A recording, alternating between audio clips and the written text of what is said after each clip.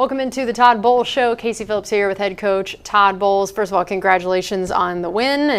And first time in franchise history to have won 4 straight road games at New Orleans, to win 5 consecutive NFC South contests, first time since 2007. Tell me what it means to get not just a win going into the bye week, but a division win in particular, and just how it makes you feel at the midway point and knowing you're going into the bye week. Division wins are huge. We feel like it's a game and a half as opposed to a game because so many things come down to the end of the season. If you don't stack them early, you're going to be in a dogfight anyway, but at least you have a little bit of cushion knowing that you've won a few division ball games that sets you up for the stretch run. And the fact that we got one going into the bye week at this point in the season allows guys to rest up, allows other guys to get healthy, so it's a good time to have it. I know the Bucs defense now is top 3 in the league in defensive touchdowns, tackles for loss, strip sacks, quarterback pressures, takeaways, and fumble recoveries. Wow. Yeah, right? Not bad. Not bad at all. Tell me just the level your defense is playing at as you hear all those stats rattled off at this halfway point in the season. Just what makes you most proud of your defensive unit and hearing those stats in particular? I think this game was the first game we didn't give up the big play. That was the biggest thing we wanted to get out of this game coming in with Kamara and Olave and Shaheed. We didn't want to give up the big play. We felt if we could do that, we could make some damage and we can get some things done, and those guys did it. And then also now 5 games with multiple takeaways, which is the most in the NFL, and our most takeaways since the end of the 2023 season in this last game. So I know that's an area that this offseason, I probably heard you say more than anything else, was wanting ball hawks, wanting guys to take the ball away. What do you feel like has been the thing that's helped that number go up this season, and just the number of takeaways and the different ways they've come?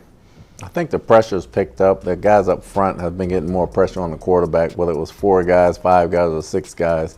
The pressure's picked up, and we've really been punching at the ball, and our playmakers like Winfield, Dean's really come on as a playmaker as well, and those guys are getting the ball punched out. Nelly did a great job punching the ball out, and I think those guys are starting to see the results. Yeah, when you talk about the pressure, 5 sacks and 15 sacks over the last 3 games, which is tied for the most over any 3-game stretch in the past 25 years.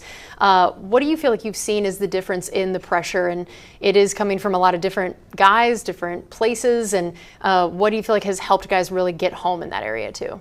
Guys setting each other up. I think the guys do a really good job setting each other up. I think the coaching staff defensively, when we go in to watch film, do a really good job of singling out things we can take advantage of and try to scheme. So it's a combination of both.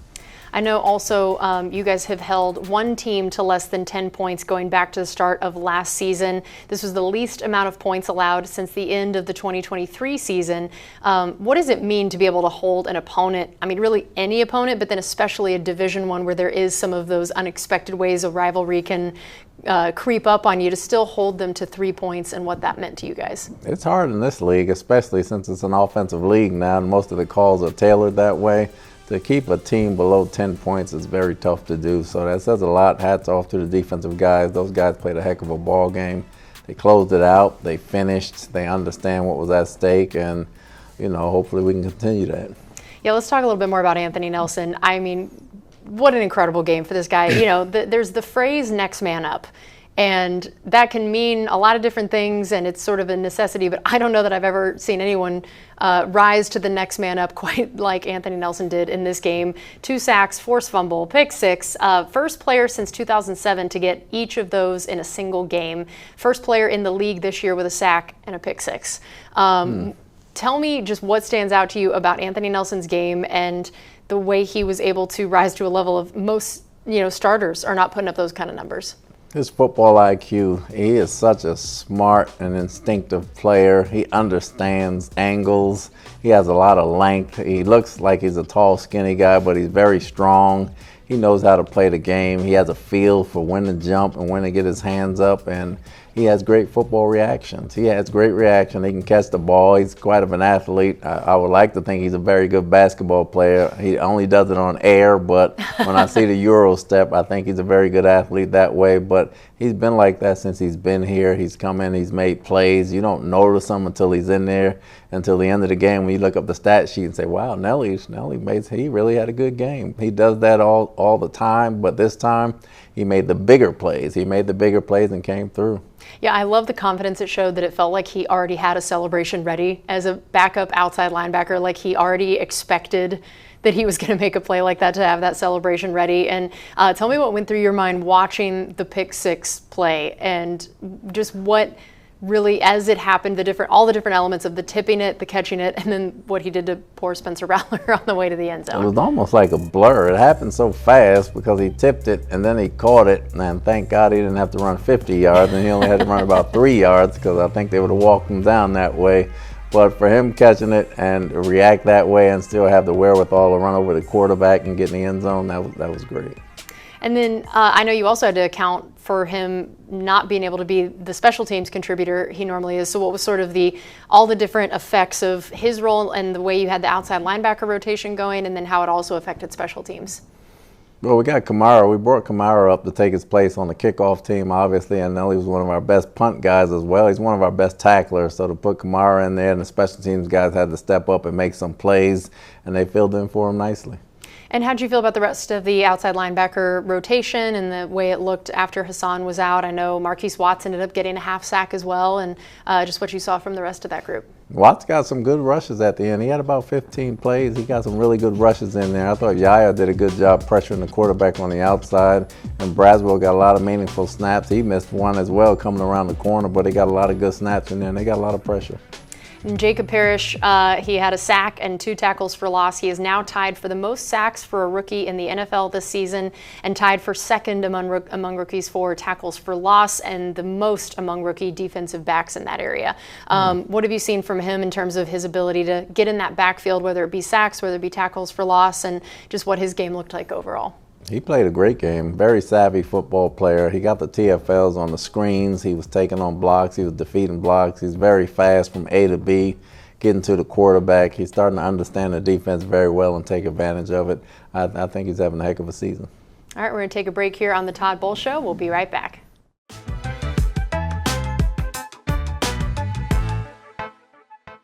Welcome back into the Todd Bowles Show. Casey Phillips here with head coach Todd Bowles. So I know that Servassier was also one of the people getting in there for a sack. What did you notice from his game and that play in particular? Voss has really settled in and taken over the defense for us. He got through clean. He really got through clean. He beat the running back right there and got through clean and got himself a sack. He's really starting to get back to his college pass rush days, and he's really getting comfortable back there, and you can see it. And then Antoine, let's start with the interception, the thing that did count and stand and not get changed. Tell me what stood out about that play and what he was doing back there. I think Wynn had just as good a game as Nelly. Personally, Wynn was flying around back there. He was taking the ball away. Obviously, he got a fumble, and he got the interception right there, taking the ball away that way. And Wynn was doing some very good things. He was making some open field tackles.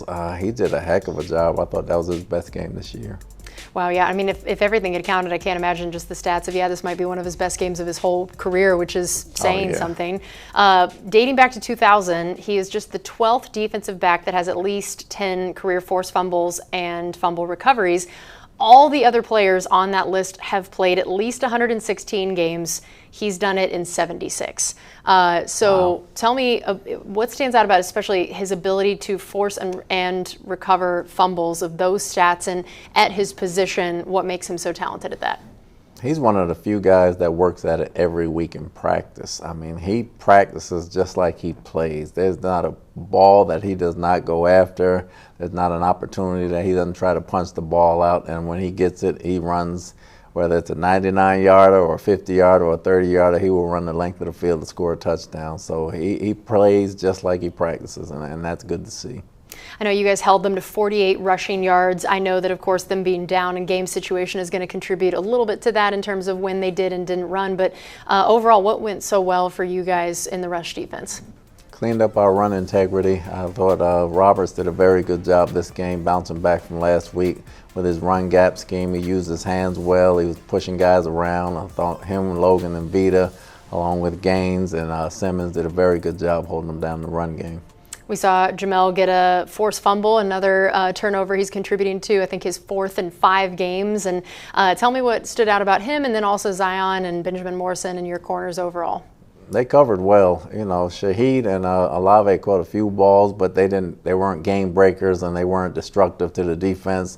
They made the tackles when they caught them. They didn't get beat over the top, and they're really settling in with the scheme, and they're taking advantage of their opportunities. I know the offense struggled especially early. At halftime, Baker only had 50 yards. Emeka, Shep, and Tez all just had 1 catch each.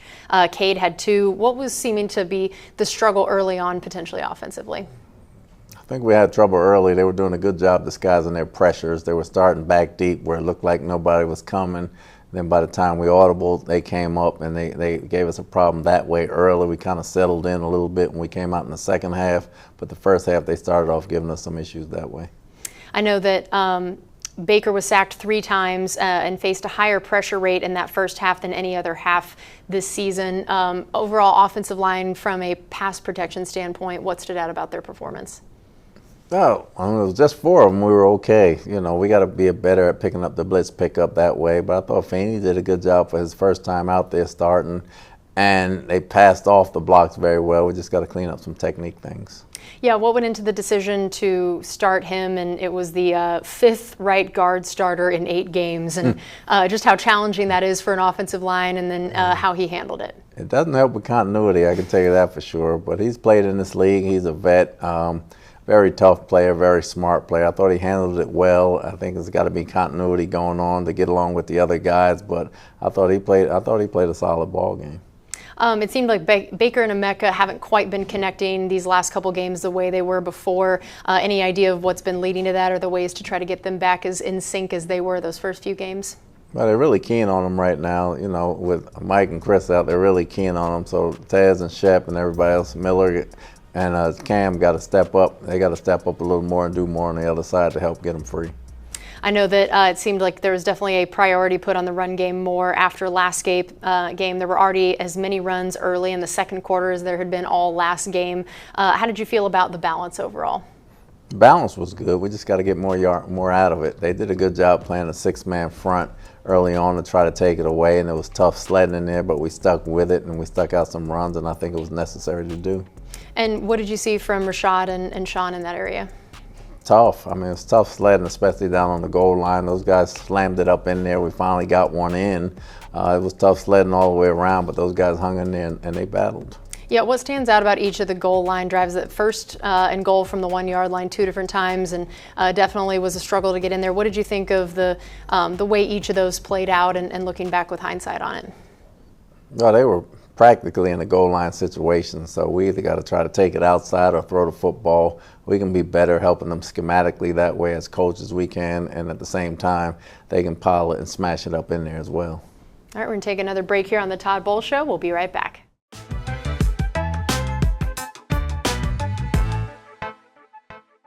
Welcome back into the Todd Bowles Show. Casey Phillips here with head coach Todd Bowles. Tez Johnson, leading receiver for the game. It's just so cool to see how, again, the first month of the season, I think he had 1 catch for about 9 yards. And now this last game, he had 3 catches for more than 10 yards each. So what stood out about not only the way he has just more stats, but some of the things you've seen come out of his biggest strengths and the ways you guys can use him? Very good route runner, very good on the move, and he has outstanding hands. So we try to get it to him in space. We try to get it to him while he's moving. He's a very good downfield runner, and he can come in and out of breaks very well, and he has outstanding hands. And when he catches it, he knows how to move and get out the way, and he knows when to get down. I know that a couple of his bigger catches happened on that first drive coming out of halftime. What did you feel like helped the offense move a little bit better at that point? I mean, again, after Baker had 50 yards in the first half, he had 45 on that drive alone. So what was that shift at halftime, or the things that seemed to start clicking a little better offensively? We changed some things up, and we started attacking early. We started winning our first downs, getting in second and third and manageable. So if you can win first down, that kind of backs the defense off a little bit, and I thought we started out that way. I know 3 of 13 on third down, definitely not the percentage you guys are hoping for. Did you find it to be similar struggles to last week in that area, or a little bit different ones? They were different. We were shooting ourselves in the foot with a few penalties, backing ourselves up from manageable to long. When you're getting third and long against that bunch, they have a variety of blitzes as well that we understand we got to go through, and we just weren't executing. Chase McLaughlin, I mean, I feel like, again, could just be his segment every week of talking about not only just accuracy, but hitting them from so long. That 3 50-plus yard field goals in this game. He's now 8 for 8 this season and 40 of 47 in his career from those distances. And he's the only player this season with 3 or more 50-plus yard field goals in a single game. It's one thing to just have an accurate kicker. It's another to have one that accurate from that far away. Have you felt a change in even how it feels for Grizzard, for you, just the game decisions, knowing that he can do that reliably from 50 plus? It's always comforting to know that once he gets right inside the 40, that he can go out there and you feel like you're making an extra point. He's been that accurate for us. He started out a little slow when the season started, but he's really picked it up and he's come on for us. He's doing a heck of a job. And I know we saw Josh Williams get his first NFL carries. What do you guys like about him and what his potential could be? Very good inside-outside runner, very good teams player as well. We think he's a very talented back. He just happens to be behind 3 other talented backs right now, but we think he has a very good future here, and we like what we see. And then now we're kind of nearing that midway point. Josh Grizzard, what do you feel like you've seen as the ways he's grown and learned, and just how his experience over these first couple months of the season has affected his game planning? I thought he loosened up after week 2 or 3 and came into his zone right there, started throwing the ball, and they start game planning him differently that way. And I think he's still going through the ups and downs of it, but I think he knows what he wants to do and how to do it. Considering all the guys that's been hurt over there and him juggling guys in and out of the lineup, I think he's done a great job adjusting to the play calling as to who's playing in the ball game. So I think he's done a good job. All right, we're going to take one more break here on the Todd Bowles Show. We'll be right back.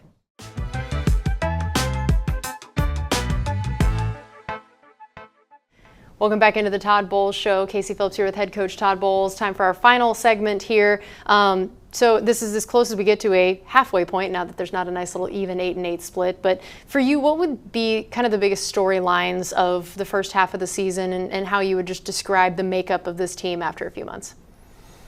Resilient, tough, unwavering, mentally tough. That would be the biggest thing for us. Mentally tough and understanding what it takes to win. As much as you never want to deal with injuries, are there ways that it can help a team if you're able to get guys back in time and stay, in a good enough record and position with the injuries, that it gets your backups more work, it gets you mentally tough? That are there ways you think you've seen that it can help your team in certain ways? It helps you survive the first half of the season, but it can strengthen you in the second half if your guys come back healthy and you can get on a roll. So you won't have a problem if they get hurt again playing the other guys, because you've seen them do it and you trust them to do it, and it's easy to put them out there. I know that at the time we're recording this, there's obviously quite a long time between now and when there would be another game, so a lot can change on an injury front of how guys feel and who comes back over that time. But are there certain guys that you are hoping the bye week could be particularly helpful for in terms of the increased likelihood that they're able to come back? Well, first, the guys that's been playing are extremely sore, so I'm really glad they get to rest up as well. And as far as the guys that are hurt that may come back, we'll see how they do and progress on the week off. And then if they're able to practice next week, there'll be some hope. But right now, we're just waiting to see. How do you and the rest of the coaches use the bye week of balancing the act of getting you guys some rest as well, but then also being able to look ahead a bit to scout with the next opponents, and then the idea of self-scouting as well? Well, we're going to self-scout ourselves first. We'll go from that standpoint. Then we'll take a look at the opponent toward the end of the week. Then we'll take maybe 2 or 3 days off here. Then we'll come back ready to go. Hopefully everybody gets some rest and get some time away. As a coach, if you get an hour off, that's going to feel like a lifetime. So to get a day or two, it's going to feel like a vacation. How about a couple things you'd like to see improved on each side of the ball for the second half? If you could push a button and know that you've changed 1 or 2 things, what would it be? Consistency starting the game out, just from an offensive standpoint, not shooting ourselves in the foot from a penalty standpoint, from a defensive standpoint, just not busting the coverage. And I thought they started out the Saints game that way, so we're on our way towards that. And then what position group would you say you're most proud of at this point in the season? Ooh. Making you pick favorites.